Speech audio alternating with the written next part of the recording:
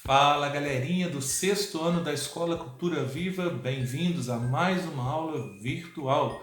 Dessa vez nós estaremos trabalhando com o volume 2, aquele volume que você recebeu dentro do box no início do ano, ok? Então já encerramos o primeiro volume e passaremos agora ao capítulo 5, que está no segundo volume.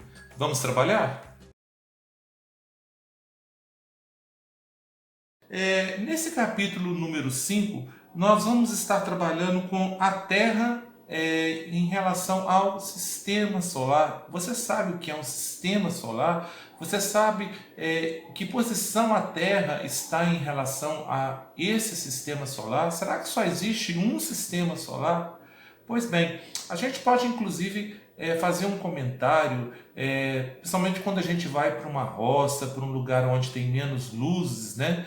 Quando o céu está totalmente iluminado através da lua, através das estrelas, ou até mesmo durante o dia. Agora, imaginem bem, né? Todo esse movimento, esses astros todos lá em cima, os astros luminosos, os astros iluminados, tudo isso aí faz parte do nosso sistema solar. Na verdade, o nosso sistema solar é apenas um entre milhares de sistemas que existem aí dentro do nosso universo. Já desde a antiguidade, conforme nós estudamos, esse movimento, a nossa posição, a questão dos astros sempre incomodou os estudiosos, né? Aqueles que se dedicavam a estar analisando, a estar descobrindo tudo que nós sabemos hoje. É claro que nós já sabemos que o Sol é uma estrela gigante, de quinta grandeza. Na verdade, o Sol ele está localizado no centro do nosso sistema solar e é ele que traz toda a energia, todo o calor para o planeta Terra. Todos os astros que compõem o nosso sistema solar também possuem formatos arredondados e todos giram em torno do Sol, quer dizer, a sua órbita, conforme a Terra, também é em torno do Sol, tá bom? E, na verdade, é aquele formato que a gente estudou nas aulas anteriores, quando a gente falava sobre órbitas dos planetas serem elípticas, né? E só lembrando que é elíptica, é lembrar que o tipo de movimento é o mesmo movimento que a Terra faz, né? Em algum tempo do ano, esses planetas eles estão mais próximos do Sol e depois, em alguns meses, eles estarão mais distantes. Então, esse é o movimento elíptico, né? Que a gente sempre fala aí a respeito desses movimentos de rotação, de translação, no caso aí, dos planetas em função ao Sol. É importante a gente saber que cada planeta ocupa uma órbita diferente, tá? E essa órbita, ou ele vai estar mais próximo ou mais distante do Sol. E devido a isso, cada planeta levará um certo tempo para fazer a sua volta, né? Esse movimento de translação. Não é igual a Terra, que demora os 365 dias. Teremos planetas fazendo o movimento de translação com mais dias e teremos planetas fazendo o movimento de translação com menos dias, ok? Primeira coisa que a gente tem que saber é que essa questão aí do universo, né? Esse universo com esses planetas, com essas estrelas, né? Com esses astros, ele não é estático. Na verdade, ele está em movimento a todo instante. E se vocês olharem aí na página 4 de vocês terão até mesmo uma fotografia, né, tirada aí por satélite da Via Láctea. E essa Via Láctea aí, ela está sustentada por toda uma força gravitacional. E é claro que o nosso sistema solar movimenta-se também dentro dessa galáxia, tá?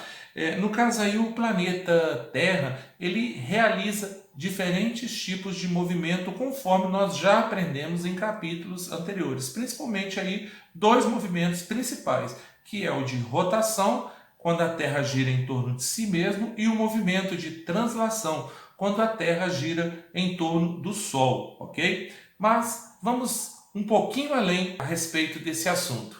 O importante é a gente saber que esses movimentos, tanto de rotação quanto de translação, eles exercem uma grande influência em todo o nosso cotidiano. Aprofundando então um pouquinho aí no movimento de rotação, lá no passado, todos achavam que a Terra ficava estática. Na verdade, eles acreditavam que a Terra era o centro do universo e que todos os demais planetas, e incluindo o astro-rei, que é o Sol, giravam em torno da Terra. Mas com o passar do tempo, os astrônomos, né, e outros cientistas foram provando que não, que essa teoria estava errada, que o certo era o Sol como centro do nosso sistema solar, daí o nome sistema solar, e os demais planetas girando em torno dele. Então hoje a gente já sabe que a Terra, dentro do seu movimento de rotação, ela tem uma inclinação de 23 graus e 27 minutos. A gente já sabe que ela leva em torno de 24 horas para dar uma volta em torno de si mesmo. A gente sabe que através desse movimento nós teremos os dias, nós teremos as noites e que provavelmente, né, sempre o Sol aparecerá a leste e irá se pôr a oeste devido ao movimento de rotação. E também nós sabemos que a Terra ela possui dois polos, o polo norte, tá, que a gente também chamaria aí de setentrional, e o polo sul, que nós chamamos de meridional, ok? Ainda dentro do movimento de rotação, a gente sabe que enquanto de um lado é dia, do outro lado é noite. Na verdade, a gente sabe que através do movimento de rotação e mais aquilo que a gente já estudou, que é a divisão, né, através do planeta de 360 graus, que é a medida esférica, dividido pelo número de horas que o planeta dá a sua volta, né? No caso leva 24 horas, nós teremos 15 graus, e a cada 15 graus para leste a gente ganha uma hora, e para cada 15 graus a oeste nós perdemos uma hora. Então nós teremos então o fuso horário. Mediante a esse fuso horário, em cada gomo desse de 15 graus, nós teremos então o posicionamento do Sol de uma forma diferenciada. Daí nós teremos dias e noites.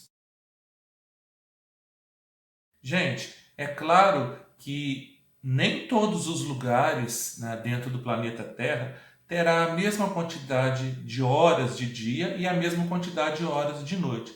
Cada país, cada continente terá aí um número de horas diferenciados. Já até estudamos isso no capítulo anterior, e com certeza a gente já está ciente também por que os países do norte durante o verão têm mais horas de dia, né, mais horas de luminosidade e menos horas de noite, como por exemplo, vamos colocar o exemplo como a Rússia. A Rússia tem momentos que o Sol acaba se pondo às 2 da manhã, e quando é 5, 6, o Sol já nasce novamente. Quer dizer, a gente tem aí em torno de 4 horas de escuridão e o restante 20 horas, 18 horas, todas de claridade, dependendo da estação do ano. Por quê? Devido à sua localização dentro do espaço terrestre. Então, agora lembrando ainda da matéria anterior, a Terra também faz o seu segundo movimento muito importante, que é o movimento de translação. O movimento de translação é um movimento que a Terra executa ao redor do Sol, ok? E aí a gente teria em torno de 365 dias, lembrando que a todo ano sempre sobra praticamente em torno de 6 horas. E a cada 4 anos nós temos então um dia a mais, chamaremos então de ano bissexto, ok?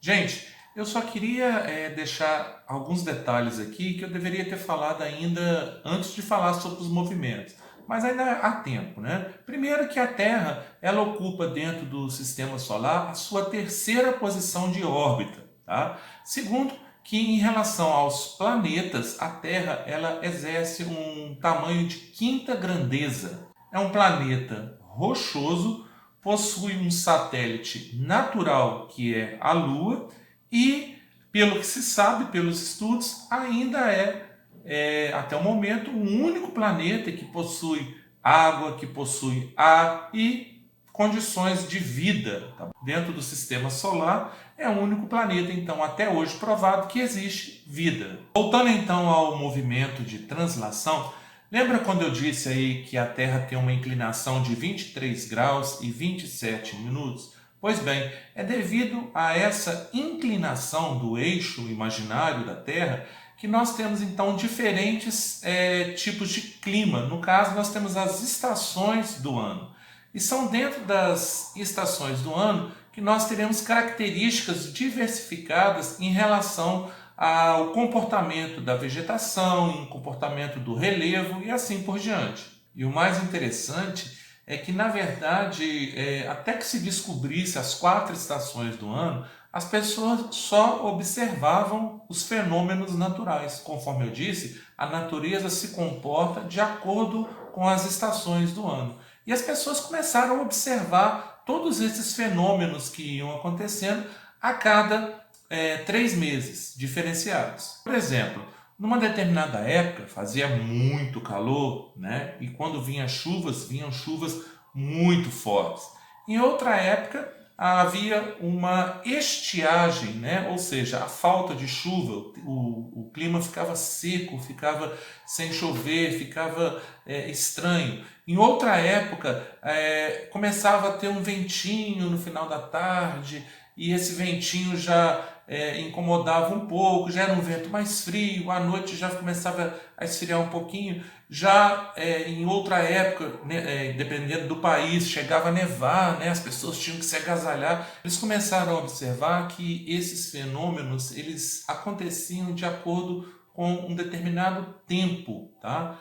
Mais ou menos de 3 em 3 meses. Daí, após os estudos, foram estipuladas então as estações do ano, até mesmo com as datas para começar uma estação e a data para encerrar.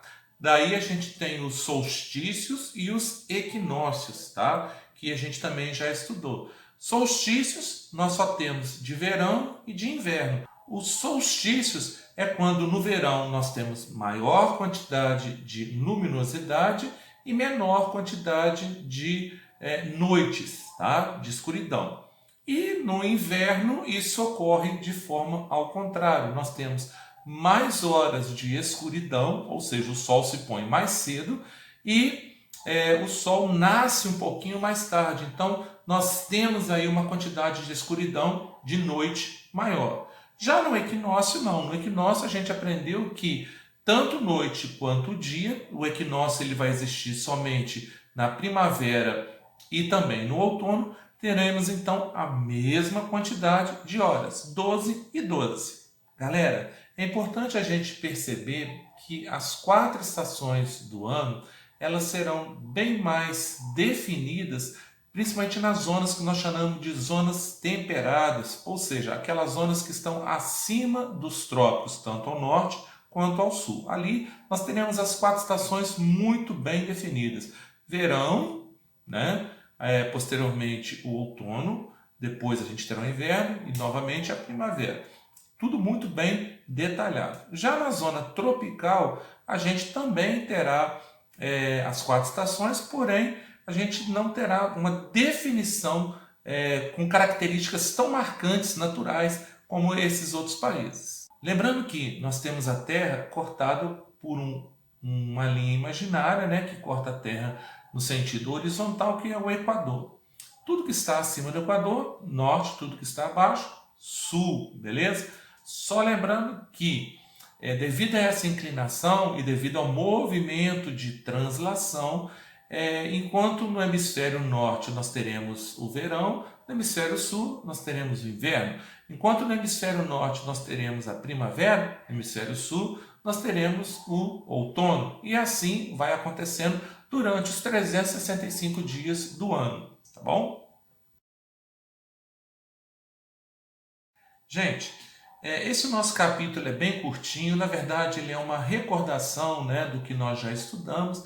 Eu gostaria de pedir que vocês façam então as atividades. Vamos lá, na página 4 eu tenho atividades, tá? Então vocês vão fazer as atividades da página 4.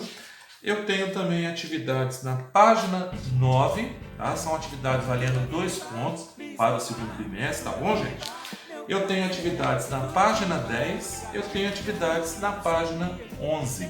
Façam essas atividades, posta lá para mim, na aba, né, da onde vocês estão assistindo esse vídeo.